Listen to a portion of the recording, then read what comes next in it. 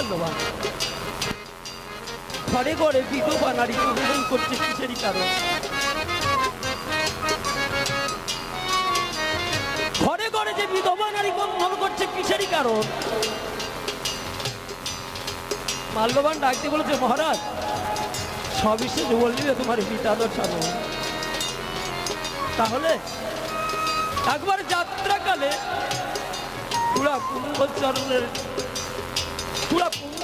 চরণের শেষ প্রণামটা দিয়ে আসছি। আর প্রণামিল মহিরাবণ ওই কুম্ভকর্ণের ঘরে, জনসম্মতি হোক হই হই দেখিবারে পারে।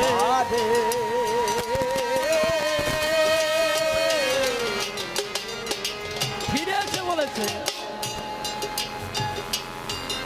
ওহে মাল্যবান, জনশূন্য গৃহখানা নেহেরি কিসেরই কারণ? সত্য করে বলো আমার খুড়ার বিবরণ। মাল্যবান ডাকতে বললে, মহারাজ তোমার খুড়া আমাদের তোমাকে ফাঁকি দিয়ে চিরদিনের জন্য বিদেশে যাত্রা করেছে। তোমার খুড়াকে জীবনে কোনদিন আর তুমি দেখতে পাবে না। তথা হতে ওই জনে ওই করিল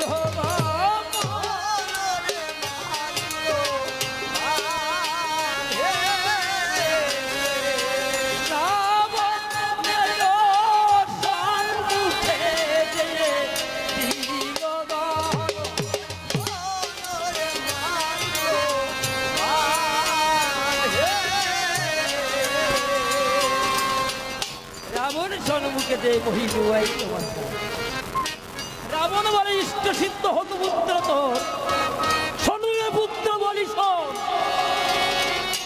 যে জন্য তোরা নায়ন এন গুণ নাই রে পুত্র তোর। তুই জেনেছিস সবিশেষ বসানোর দরকার মৃত্যু হয়ে গেছে। এক বানরের নাম ধর পোড়া, কি বলি বলছে দুঃখ পোড়া, ইচ্ছা হয় সাগরের জলেতে জীব জীব। এক বানরের নাম নল, কি বলিব সদীপ্ত নল, প্রসাদ করে মমশ্রী হরি। পুরো উল্লুক দাম্ভুবা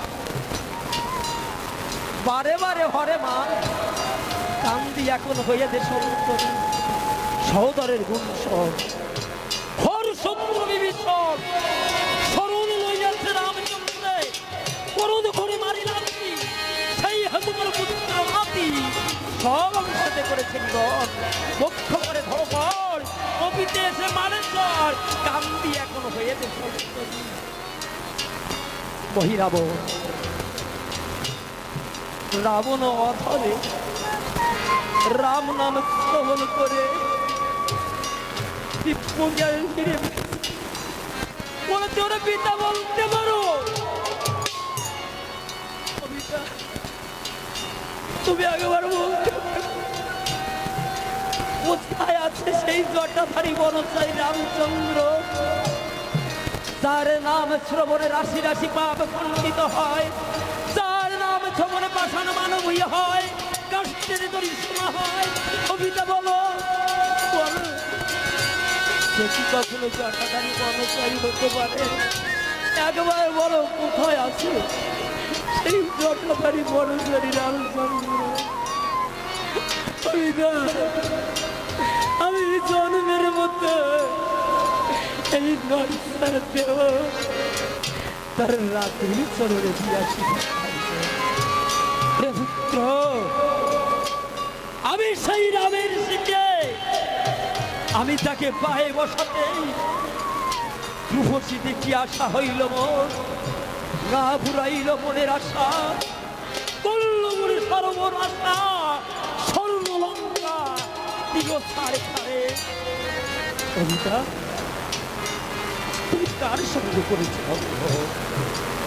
শ্রীরাম বৈকুণ্ঠ হতে তাকে বলে কবিতা তুমি রামবাকে সীতাবাকে না শুনিয়া রামের সঙ্গে দ্বন্দ্ব করছো। কবিতা তুমি যদি রামকে চিনতে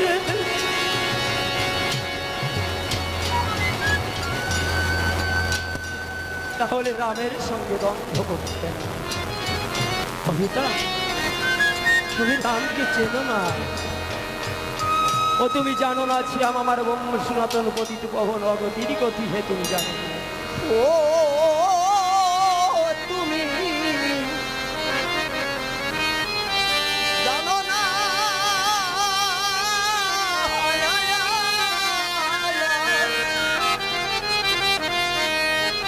শ্রীরাম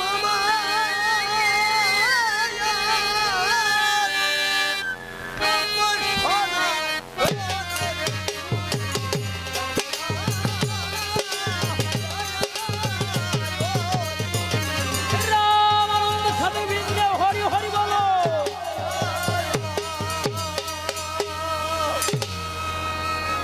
মানব নয় রে পরম ব্রহ্ম রাম গোটা ফালি রে ভূমি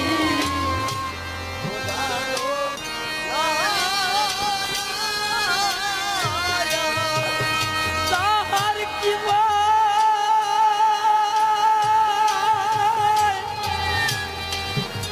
অদৃষ্ট তোমার ওই দেব পুরায় রে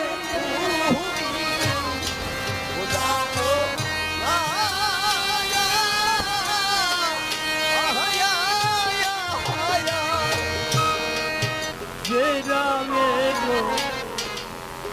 রাম দিয়ে ওই ব্রহ্ম পাইল ভিখারে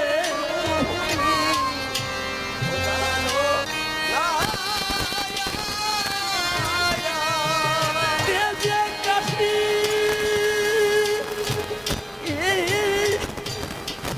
সংসারবাসী ওই শিবনে খায় ভিখারে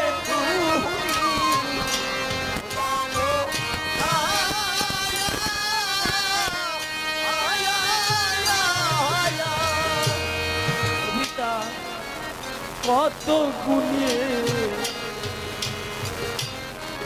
রাম আমার গুণ প্রকাশ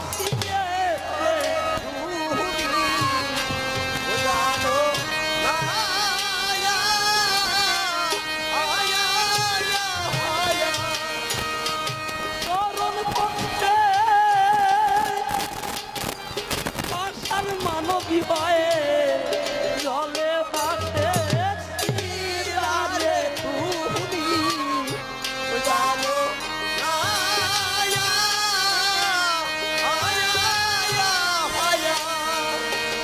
পিতা, তুমি কার সঙ্গে দ্বন্দ্ব করেছো? তুমি রামকে চেনো না। রামকে যদি চিনতে রামের সঙ্গে দ্বন্দ্ব করতে না। কবিতা তুমি সুপিতে সীতা মাকে রেখেছো ঘোর অসুকারণ্যে। তুমি যদি ছবিতে রাম পদে যান ছবিতে কবিতা তাহলে দুঃখ পেতে হতো না অন্তরে। তুমি কার সঙ্গে করেছো দ্বন্দ্ব? কবিতা রামের মতন দয়াল আমি জানি আর কেউ নাই। একবার রাম বলে ডাকলে হয়ে যাবে। রামের মতন দয়াল আর কিন্তু কেউ ছিল না। আপনারা দেখেছেন রামের পূর্ব ইতিহাস আপনারা সবাই শ্রবণ করেছেন। রামের মতন দয়াল কিন্তু আর কেউ ছিল না। আর ভাতৃবন্ধন যে কি জিনিস রামেদের ভাইদের মধ্যে ছিল কেন জানেন?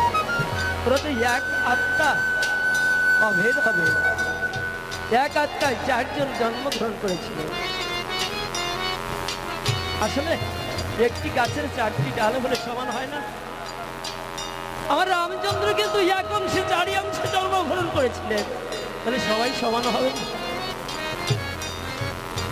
ভরত কেমন ভাই ছিলেন, লক্ষণ কেমন ভাই ছিলেন।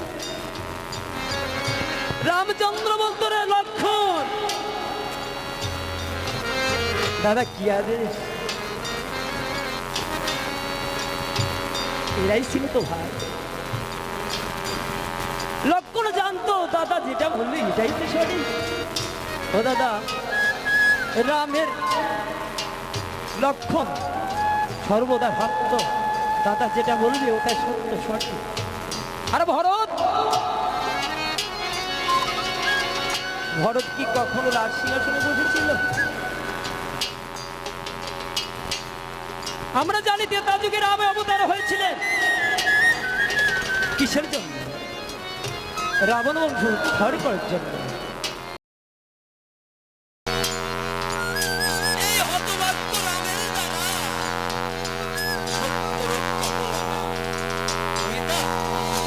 আমার সীতা উদ্ধারে কার্য নয়, আমি বরঞ্চ আমার লক্ষ্য ভাইকে নিয়ে আমি কবিতা, আমি আমার ভাইকে বড় ভালোবাসি। কবিতা একবার বলতে পারো আমি ভাই হারা হয়ে আমি কাকে ভাই বলব? ভাইকে লয়ে দেশে বাইরে মিতা, আমার রাজলক্ষ্মী কার্য নাই। ও মিতা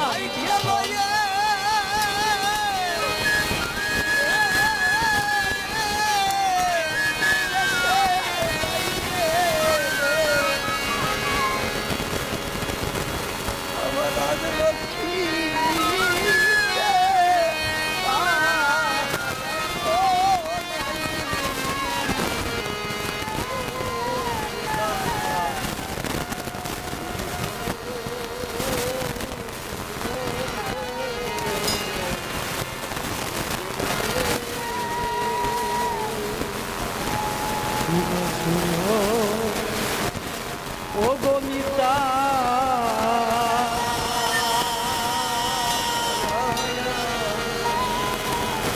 ও মিতা বহলি ভাইকে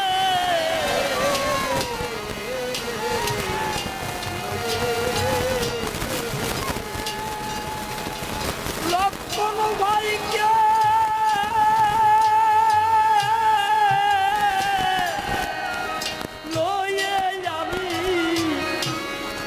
আমি দেশে ফিরে যাই। কবিতা বিশ্ব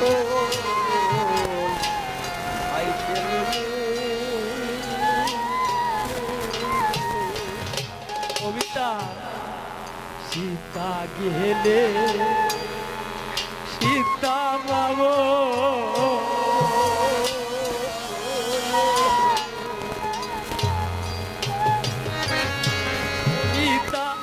পতি রাজার ঘরে মিতা বিশ্ব ভাইকে লয়ে ওরে আমার লক্ষণ ভাইকে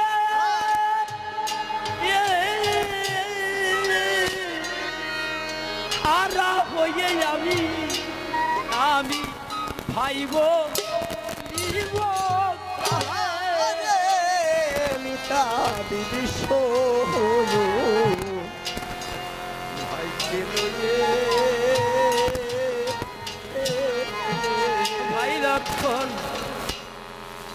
চলো আমরা দেশে ফিরে যাই।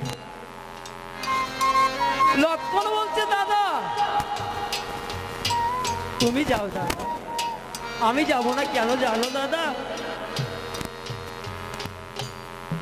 মায় যে কত কষ্ট পাবে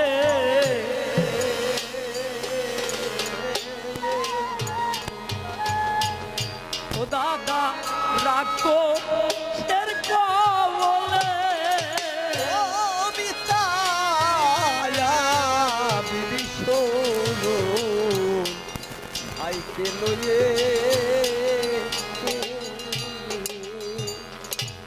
বিপদে কালে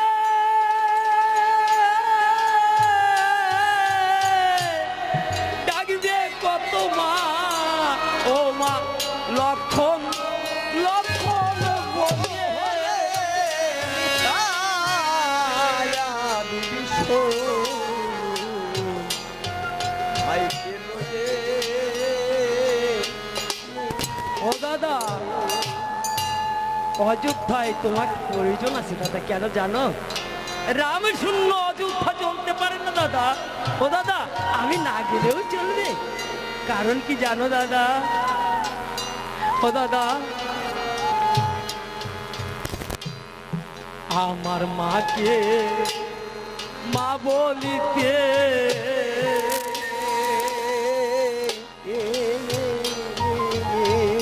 ও দাদা আছে একটা ভাই।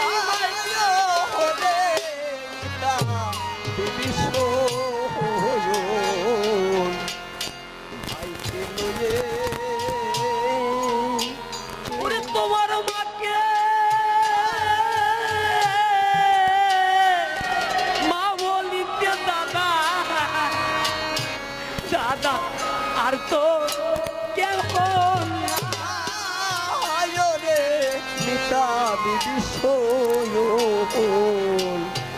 ভাইকে লয়ে ও দাদা, আমার মাকে মা বলবার মতন একটা ভাই আছে। ও দাদা, তোমার মাকে মা বলার মতন কেউ নাই। ও দাদা, তুমি দেশে ফিরে যাও।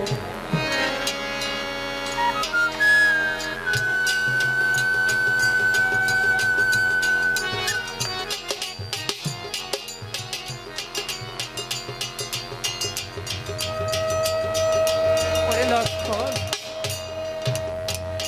আমি তোকে রেখে দেশে যেতে পারি না রে। আমি দেশে যেয়ে আমি সুমিত্রা মাকে কি বলবো? ও মা, তোমার লক্ষণ আসে নাই, আমি কি বলবো? দেশে যেয়ে আমার মাকে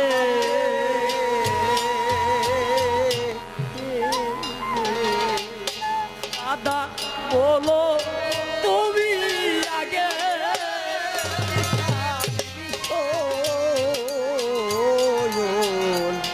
ভাইকে লয়ে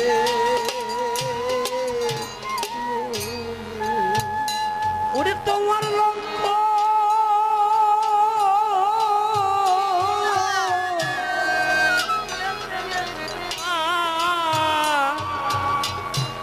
ও মা পঞ্চ পটির লাগে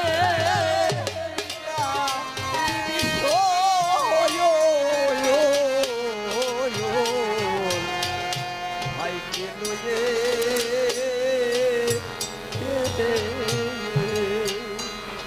যাওয়ার বেলায় ও গো দাদা,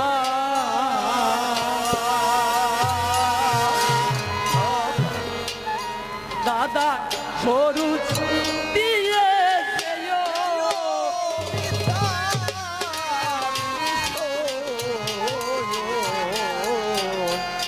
ভাইকে লয়ে ওরে ও ভাগাল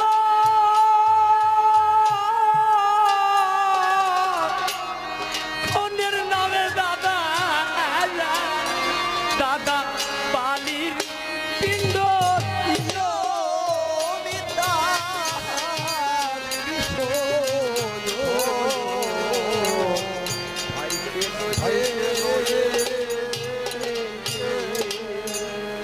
বালির পিণ্ড দিতে দাদা,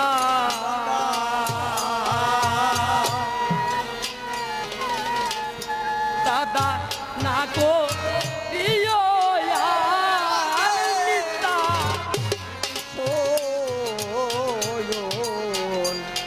ভাইকে লয়ে তোমার হাতে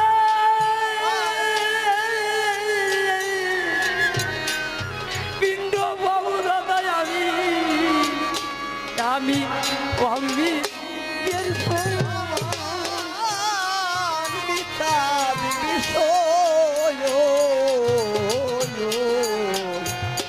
ভাইকে লয়ে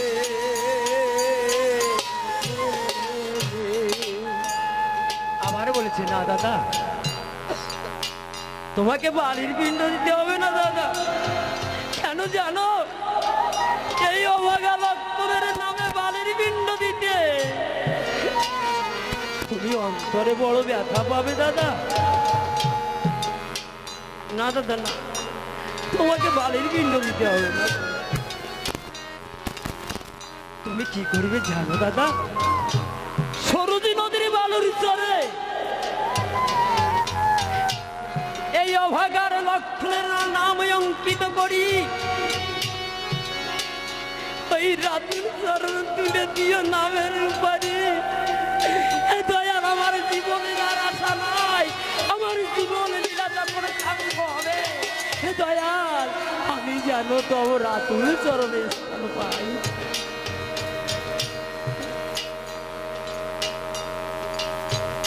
ওরে লক্ষ্মণ, তুই অমন কথা বলিস না ভাই। ওরে ভাই, তুই কি ভুলে গেলি ভাই? ওরে অযোধ্যার পুরবাসীগণকে কাঁদিয়ে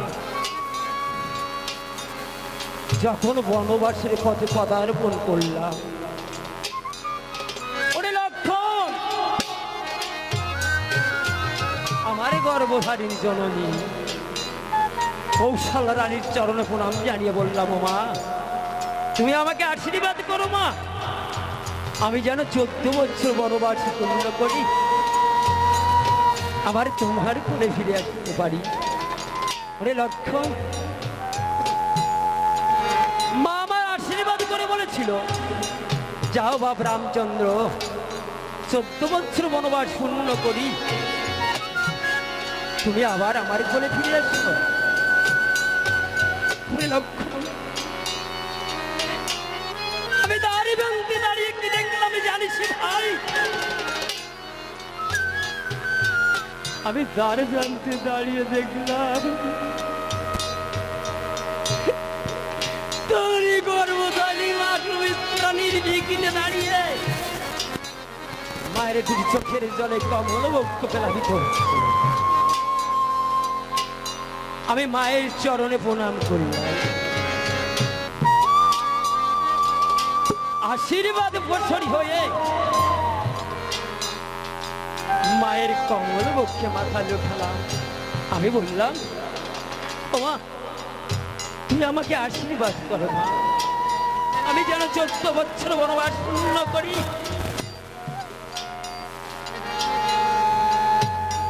আমার তোদের খুলে ফিরে আসতে পারি মা। ওরে লক্ষ্মণ, মা আমার দুটি চোখের জল ছেড়ে দিয়ে চিৎকার করে বলল, বাবা রামচন্দ্র, আমি তোমাকে আর কি আশীর্বাদ দিব? তোমার এক মায়ের আশীর্বাদে হয়েছে 14 বছর বনবাস, আর এই অভাগিনীর আশীর্বাদে তোমার হবে মহাসর্বনাশ। আমি তোমাকে আশীর্বাদ করবো না। আরে লক্ষ্মণ, আশীর্বাদ স্বরূপ তোর দুটি হস্ত আমার হস্ত দিয়ে মা আমার ডাকতে বললেন, আরে রঘুবংশের ধনুর্ধর অযোধ্যার নয়ন, আজ বনবাসের পথে দাঁড়িয়ে আমার বক্ষের ধন, আমার নয়নের মনি, আমি লক্ষ্মণকে তোমার হাতে তুলে দিলাম। তুমি সুখে দুঃখে সকল সময় লক্ষ্মণকে পাশে দেখো। আরে লক্ষ্মণ,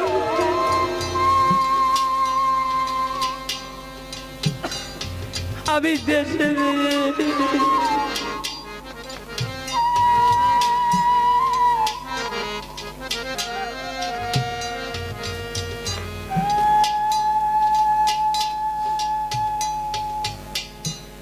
আমি দেশে যে সেই মাকে কেমন ভাবে বলবো?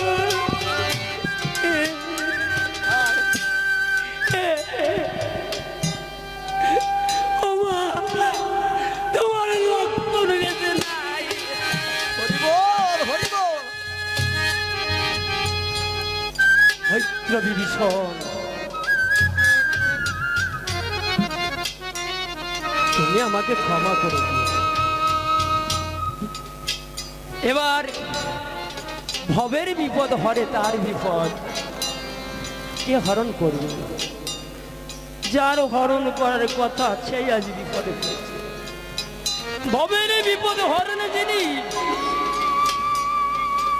আজ বিপদে পড়েছেন তিনি। কে হবে এই বিপদের কারণ? এবারে বিভীষণ ডাকতে বলছে, আরে চুরি বিনা যুদ্ধ সেজন নাহি জানে ভালো, চৈতন্য হইয়া থাকবো আমরা যত সৈন্যগণ।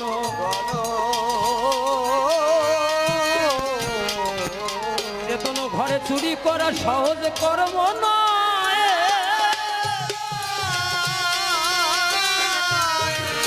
নিদ্রাহীন রাখিব মোদের ওই রামে দয়াময়।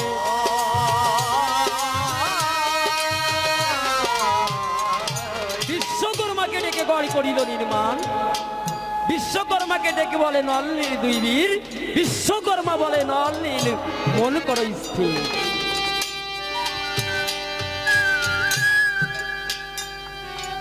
গড়ে মাত্র একটি দাঁড় প্রস্তুত করেছে। এবার প্রহরী সর্বজন দাঁড় রক্ষা করবে কে? নিশ্চয় পবনের মঙ্গল। বিপদ কালে তুমি সকা, তুমি করিবে যারে রক্ষা, বিপক্ষে রক্ষক জীবন। শুনো শুনো মম কথা, আসে যদি তব পিতা, তার ছেড়ে না যাবে দ্বারের এক পাশে কখন। এবার আমার দয়াল দীনবন্ধু রামকে কেমন ভাবে সৈন্যগণে গড়ের ভিতরে রাখছে। আর এই অঙ্গদের কোলে অঙ্গ রাখে প্রভু, ওই সুগ্রীবের কোলে পা। জাম্বুবানের কোলে দয়াল আমার রাখিলেন মাথা।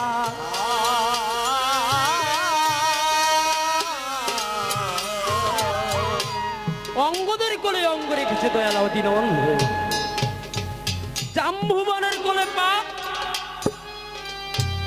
সুগ্রীবের কোলে দয়াল আমার রাখিলেন মাথা। বিভীষণ ডাক দিয়ে বলেছে, হনুমান একবারে সত্য করে বলো এই নিশিটা কত প্রহার?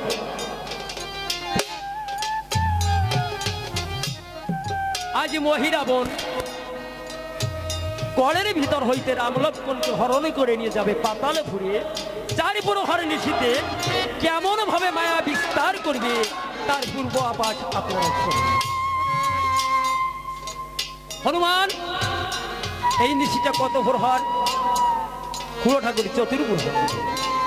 তাহলে খুব সাবধান। ওই মায়ের মহিরাবণ বহু প্রকার মায়া কিন্তু জানে, খুব সাবধান। চুরি বিনা যুদ্ধ সে না জানে ভালো, নিশ্চয়ই ছলনা করে রাম লক্ষ্মণকে চুরি করবে। হনুমান খুব সাবধান। এবারও হনুমান, কারণ কি জানেন? একটি বনের বানর রাম ভক্ত হল, আর কিন্তু আমরা কেউ হতে পারি না। রাম নাম যার হৃদয় মন্দিরে সেই তো ভক্ত।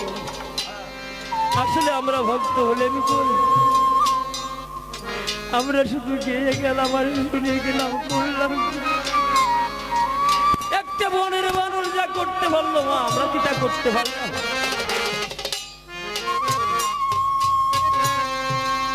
হনুমান খুব সাবধান, অতি সাবধানে সাবধানে রাখি বাবা, চাই আমি রাজি হয়েছে।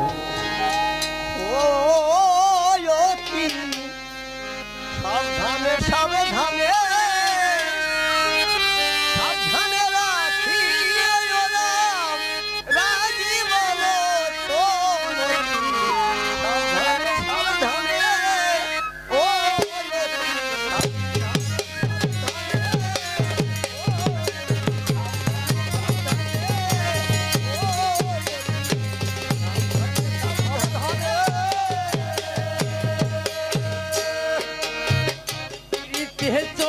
নামি ধার্মিক বিভীষণ ধানে সাবধানে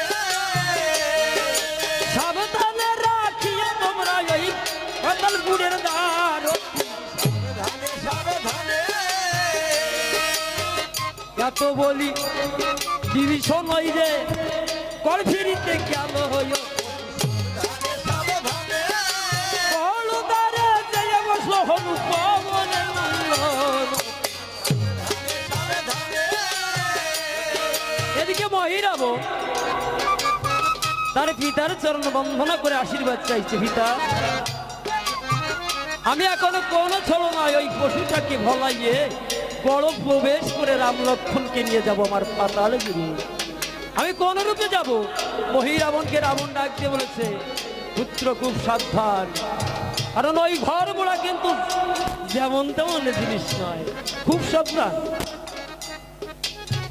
মায়ার নিদানে মহি ঠাউরিয়া জানিও ধানে সাবধানে কোনে সাজিল ওই যে বিশ্বামিত্র মুনিও ধানে সাবধানে অতিরিক্ত বয়স তাহার মুখে পাকা দাঁড়িয়ে ধানে সাবধানে হাত লইয়া স্বর্ণলাট হাতে গুড়ি গুড়িও ধানে সাবধানে এত বলি মহি যাব নই করিল গমন ধানে সাবধানে বড়দারে জয় ওই যে দিল দর্শন ধানে সাবধানে বড়দারে বসে আছে হনু পবনের নন্দন ধানে সাবধানে তার ছেড়েতে ওর হে বাসা পবনের নন্দন তার ছাড়িলে দেখিব আমি শ্রীরামের লক্ষ্মণ। হনু বলে বুড়া তুমি আইলে করে যাও পরিচয় দিয়ে যাও না রাম দর্শন। হনুমান, এ ভারী অন্যায়, তুমি আমাকে চেনো না? বিশ্বামিত্র নামটি আমার সর্বলোকে জানে, বিশ্বামিত্র নামটি আমার শ্রীরামের গুরু, আমার কাছে আর শিখেছে বাঞ্ছা গল্প করু। আচ্ছা আচ্ছা, দাঁড়াও দাঁড়াও দাঁড়াও। ও দাদু মশাই, সত্যি কথা বলতে কি জানো, এই নিশ্চিতটা ওর হর হতে করতে আমার খুব কষ্ট হতো। দাদু নেতাতে মধুর আলাপনে এই নিশ্চিতটা অতিবাহিত করা যাবে নাকি? দাদু এসো, ওকে এসো দাদু ভাই, তোমার রইব চরণ ধুলি। তোর নিশ্চিতে দুই জগতে করব তোলা তুলি। এত বলি হনুমান ওই যে কোল দিতে যায়, মহি ভাবে বানর রইতে মুক্তি বোঝা দেয়। হনুমান, আমি বহু দূর থেকে এসেছি রাম লক্ষ্মণকে দেখবো বলে। সত্য করে বলো, এই গড়ে আমার ছেলের ধান কি রাম লক্ষ্মণ আছে?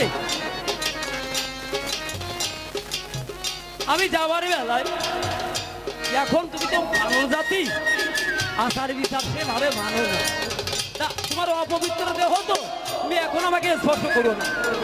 আমি যখন রাম লক্ষ্মণকে ফিরিয়ে যাব, তখন তোমার যা ইচ্ছা করার তুমি তখন তাই করো। হ্যাঁ, হনুমান বলছে, এখন গিয়ে থাকো তুমি বনকে লঙ্কা ঘুরিয়ে, প্রভাত কালে দেখে যাই ওই দুঃখী নয়ন ভরিয়ে। কি বললি? এখন হবে না, আমি রাম লক্ষ্মণকে দেখবো বলে বহু দূর থেকে এসেছি। তুমি কেন মম পিতা যদি পবন দেব আসে, আমি তার ছেড়ে যাবো না তাদের এক পাশে। তুমি যদি সহজে দাঁড় না ছাড়ো, আমি তোমাকে অভিশাপ দান করবো। হনুমান হেসে বলেছে, হনুমান বলে, বুড়া তুমি এতই জানো খুনি, অতি সাবধানে সাবধানে একলা মোড়ের বাড়িতে তোমার ভাগ্য ভাতার খুলি। এত বলি হনুমান ওই যে ধরিবারে যায়, শুরু হইতে হাঁকিতে তখন ধার্মিক ভীষণ, সাবধানে সাবধানে শুরু হইতে হাঁকিছে তখন ধার্মিক ভীষণ। সাবধানে পুস্তকে ধরিয়া ওই যে করহ বন্ধন, সাবধানে বিভীষণের শব্দ পেয়ে মহি পালাইয়া যায়। সাবধানে সাবধানে রাবণ সম্মুখে ওই দর্শন দেয়। অতি সাবধানে সাবধানে রাবণ বলে, ওরে বাসা মোহিত রাবণ, সাবধানে ওখানে রেখেছি ওই যে রাম আর লক্ষণ। সাবধানে সাবধানে পিতা, ওই বানরের কাছে আমার মায়ে ব্যর্থ হয়ে গেছে। বড় দ্বারে এসে বিভীষণ দিল দর্শন। সাবধানে সাবধানে হনুমান বলে, এত কলল শুনলাম কিসের কারণ? হনুমান হেসে হেসে বলেছে, ওই প্রভুর গুরুদেব এসেছিল বিশ্বামিত্র মুনি, যেই বুড়াকে ভয় দেখাইছি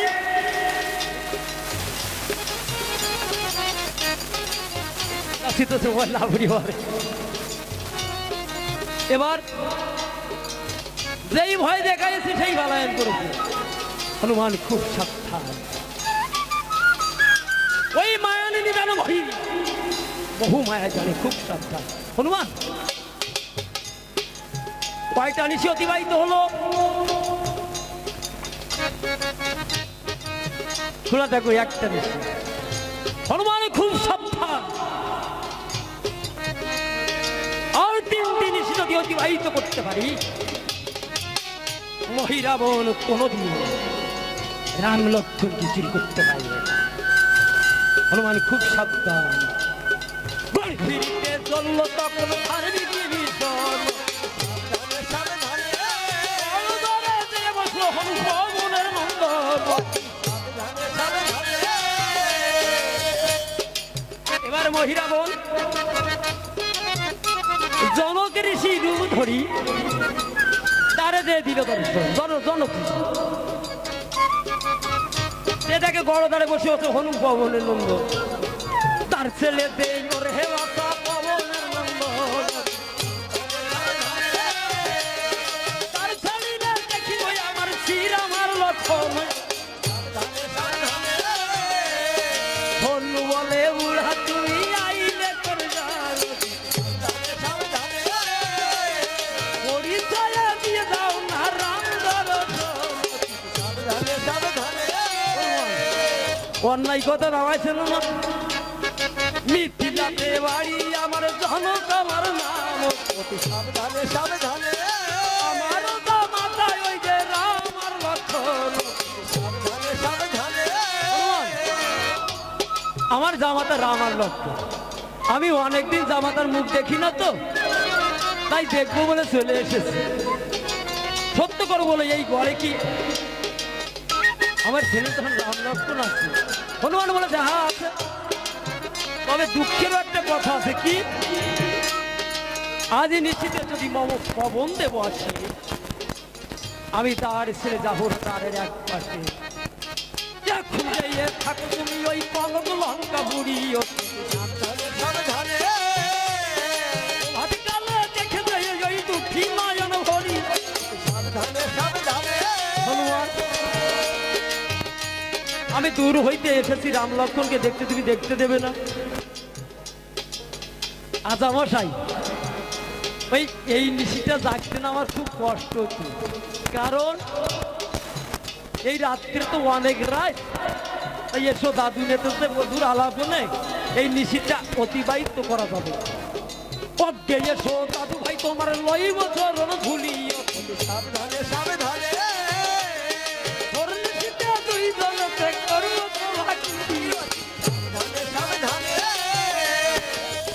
বলি মহি আমাকে কল দিতে যায় সাবধানে সাবধানে কি বলে বাড়ার ওই যে উঠতি বোঝা যায় সাবধানে সাবধানে হনুমান আমি বহু দূর থেকে এসেছি তুমি দেখতে দেবে না বলে তা হয় না তুমি এখন ওই কলম লঙ্কা উড়িয়ে দেখো প্রভাত কালে যা দেখবার তা দেখে যাইয়ে এত বলি হনুমান ওই যে ধরিবারে